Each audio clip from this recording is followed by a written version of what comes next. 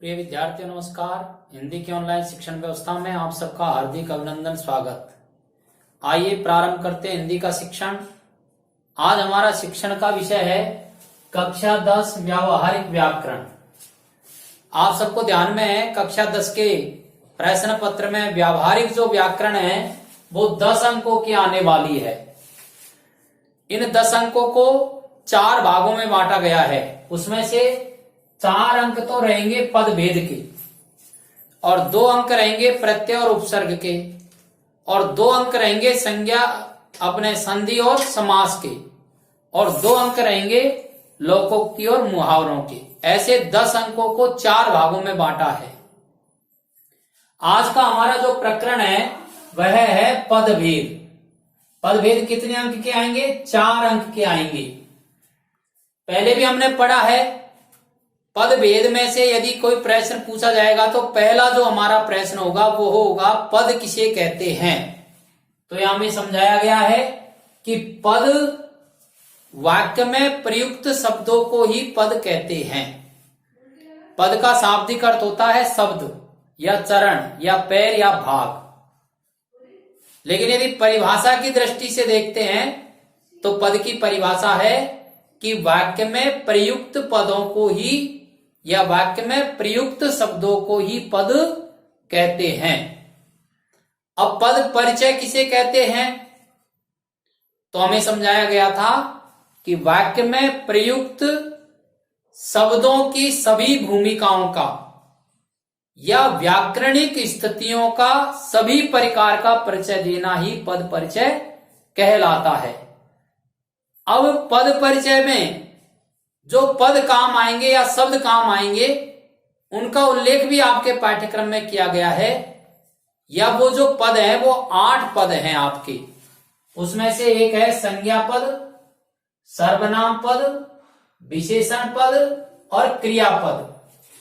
फिर अव्यय पद है तो अव्यय पद 4 है। क्रिया विशेषण पद, समुच्चय बोधक पद, संबंध बोधक पद और विस्मयादि बोधक पद। इनका हम एक एक करके विस्तार से अध्ययन करेंगे। तो पद परिचय में आज हम सबसे पहले पढ़ेंगे संज्ञा पद का परिचय देना। पहला कौन सा पढ़ेंगे? संज्ञा पद का परिचय देना। आज का हमारा प्रकरण है संज्ञा पद का परिचय।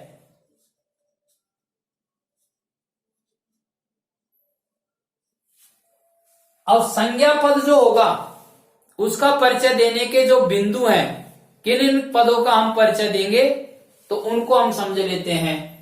संज्ञा पद में जो परिचय हमको देना होता है उसमें से पहला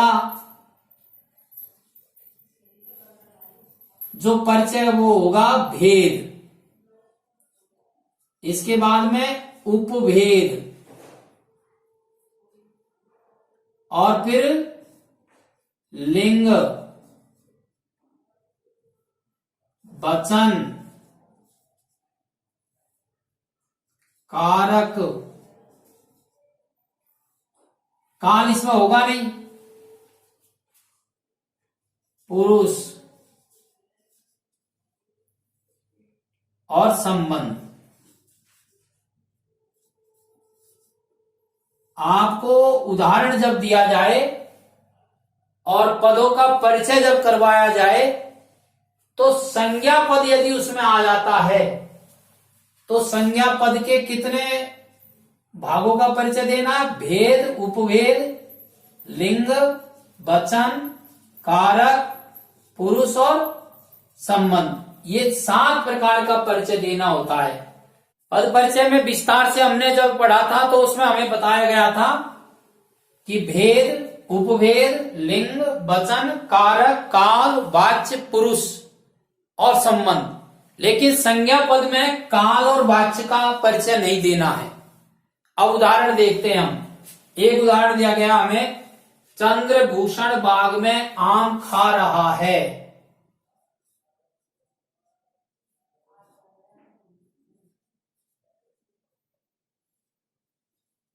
चंद्रभूषण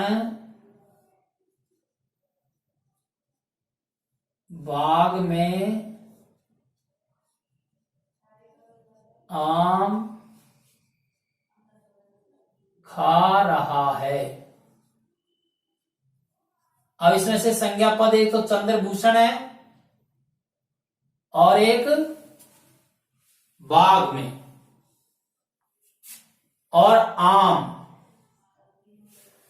तीन यहां पर संज्ञा पद है। चंद्रभूषण, बाग में और आम, ये संज्ञा पद है। प्रश्न हमसे परीक्षा में इस तरह से पूछा जाएगा, मान लो यही उदाहरण आता है, चंद्रभूषण बाग में आम खा रहा है, तो यहां पर चंद्रभूषण को, बाग में और आम, इन पदों को रेखांकित कर दिया जाएगा और हमसे पूछा जाएगा कि रेखांकित पदों का परिचय दीजिए। तो रेखांकित पद का परिचय देने के लिए सबसे पहले हमें पद की पहचान करनी है कि पद कौन सा है, और ये पहचान किन में से करनी है? इन 8 में से, कि संज्ञा पद है या सर्वनाम पद है या विशेषण पद है या क्रियापद है या अव्यय पद है। तो देखिए, चंद्रभूषण नाम है और नाम को क्या कहते हैं? संज्ञा कहते हैं, तो ये संज्ञा पद है, तो भेद में लिखेंगे संज्ञा।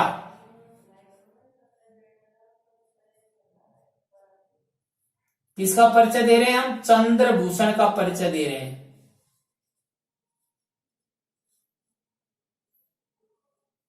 तो चंद्रभूषण पद क्या है? संज्ञा पद है।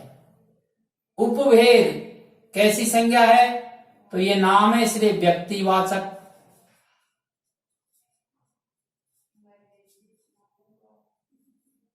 फिर लिंग क्या है? पुल्लिंग है, पुल्लिंग है ना।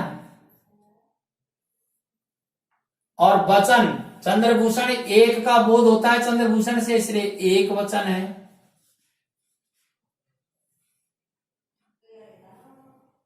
कारक, चंद्रभूषण इस वाक्य का क्या है? कर्ता है, इसलिए कर्ता कारक।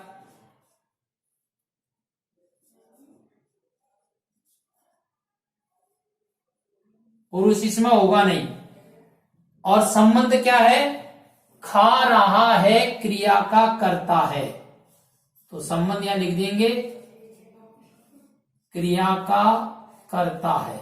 उल्लेख भी करना, क्रिया कौन है? खा रहा, खा रहा क्रिया का कर्ता है। तो ये हो गया हमारा चंद्रभूषण पद का परिचय। अब दूसरा पद है बाग में।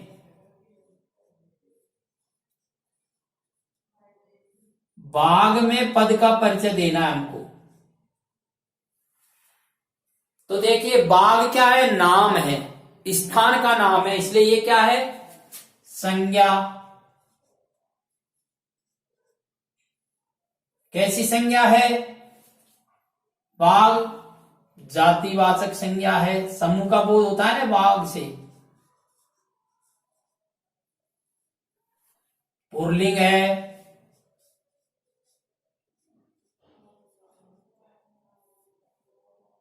एक वचन है। अब देखिए, कारक कौन सा है? बाग में, कर्ता ने कर्म को करण से संप्रदान के लिए अपादान से संबंध काके की अधिकरण में पेपर, तो इसमें अधिकरण कारक है।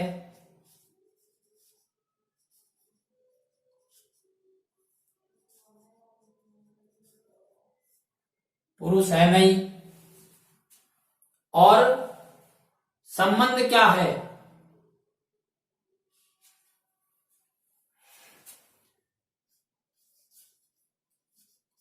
क्रिया का आधार।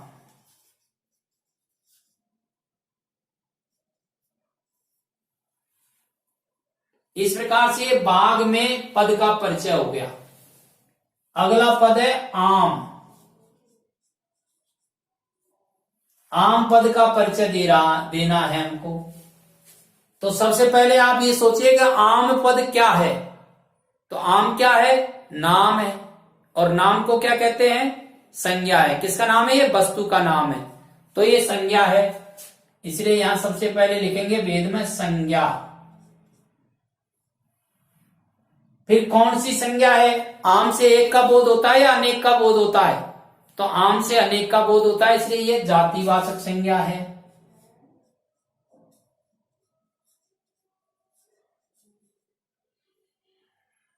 पुल्लिंग है।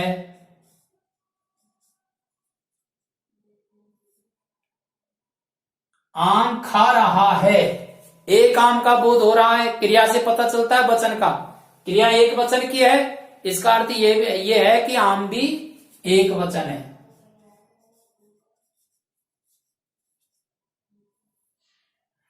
आम को खा रहा है, कर्ता ने कर्म को, तो ये क्या है, कर्म कारक है, इसमें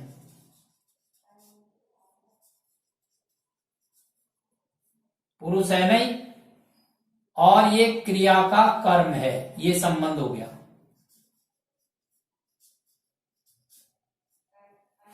इस प्रकार से पहला जो उदाहरण है, चंद्रभूषण बाग में आम खा रहा है, उसमें 3 पद दिए गए थे, तो तीनों पदों का ये परिचय इस प्रकार से हो गया।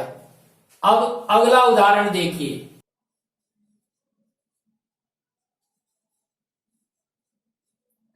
लड़कियां हाथों से वस्त्र धो रही हैं, ये दूसरा उदाहरण है। अब इसमें से कुछ पद रेखांकित किए गए हैं।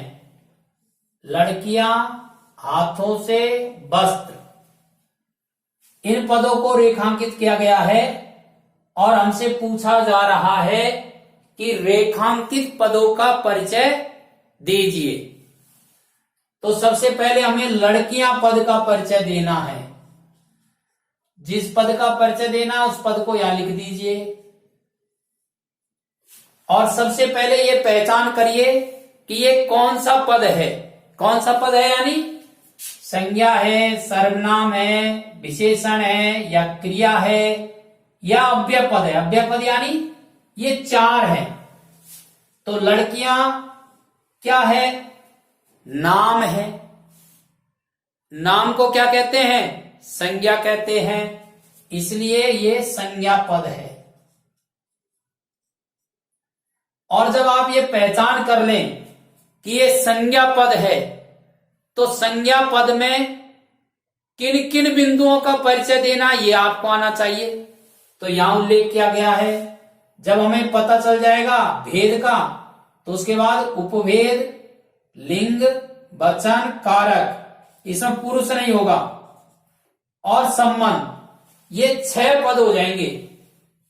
भेद, उपभेद, लिंग, वचन, कारक और संबंध, इनका परिचय देना है हमको। तो भेद हो गया संज्ञा। अब उपभेद, संज्ञाएं कितने प्रकार की होती हैं, 3 प्रकार की, व्यक्तिवाचक, जातिवाचक और भाववाचक। तो लड़कियां जो पद है या शब्द है, उससे एक का बोध होता है या अनेक का बोध होता है, अनेक का बोध होता है, इसलिए संज्ञा कौन सी है, ये जातिवाचक।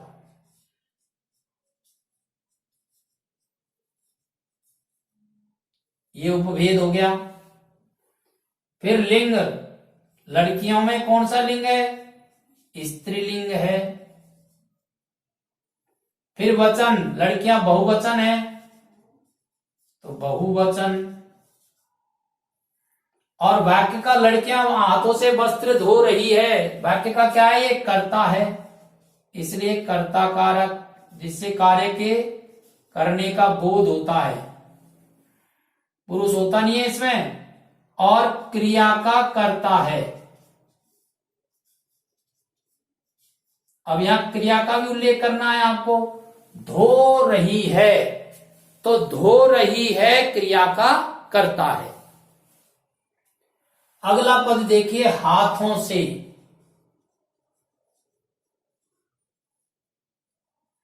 हाथों से पद का परिचय देना है हमको। तो सबसे पहले तो पहचान करिए कि हाथों से ये पद कौन सा पद है। तो हाथों से क्या है, नाम है। ये नाम को क्या कहते हैं, संज्ञा कहते हैं। तो ये कौन सा पद है, संज्ञा पद। जब हम ये पहचान लेते हैं कि ये संज्ञा पद है, तो संज्ञा पद के किन किन बिंदुओं का परिचय देना, तो उसका उपभेद बताना। तो हाथों से किस प्रकार की संज्ञा है, एक का बोध नहीं होता, अनेक का बोध होता है, समूह का बोध होता है, इसलिए ये जातिवाचक संज्ञा है।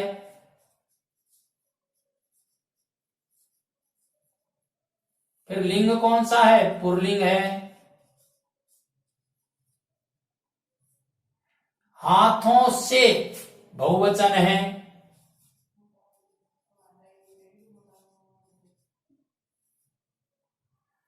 अब इसमें कारक कौन सा होगा? कर्ता ने कर्म को करण से, तो इसमें करण कारक है।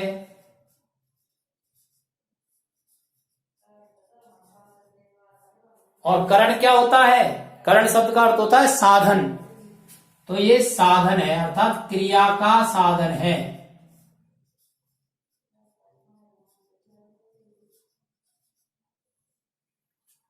अब एक पद और है वस्त्र, तो वस्त्र पद का परिचय दीजिए। सबसे पहले पहचानिए वस्त्र कौन सा पद है, संज्ञा है या सर्वनाम है या विशेषण है या क्रिया है? नाम है, तो ये नाम है इसलिए ये क्रिया है, संज्ञा है। कौन सी संज्ञा है? जातिवाचक है, क्योंकि समूह का बोध होता है, इससे एक का बोध नहीं होता है। और पुल्लिंग है। वस्त्र धो रही है, एक का बोध हो रहा है इसलिए एक वचन है। यदि वस्त्रों को धो रही है तो बहुवचन हो जाता। वस्त्र को धो रही है, को इसमें लुप्त है, और को जब जुड़ जाता है तो कारक कौन सा होता है? कर्म को, तो यहां पर कर्म कारक है।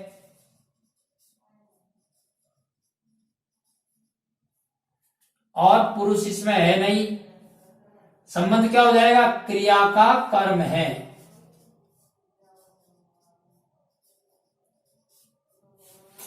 इस तरह से अपन ने इन पदों का परिचय किया है।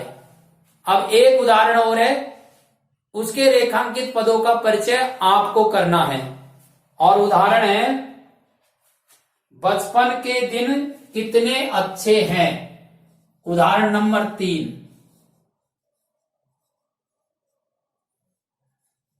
बचपन के दिन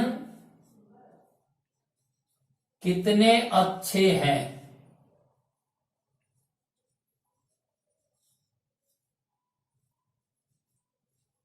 ये उदाहरण नंबर 3 है। इसमें बचपन के और दिन, ये दो पद आपको दिए जा रहे हैं और आपसे कहा जा रहा है कि रेखांकित पदों का परिचय दीजिए। तो बचपन के और दिन, इन दो पदों का परिचय आपको भली प्रकार से, जैसे यहां हमने समझा है, इसी प्रकार से परिचय देना है।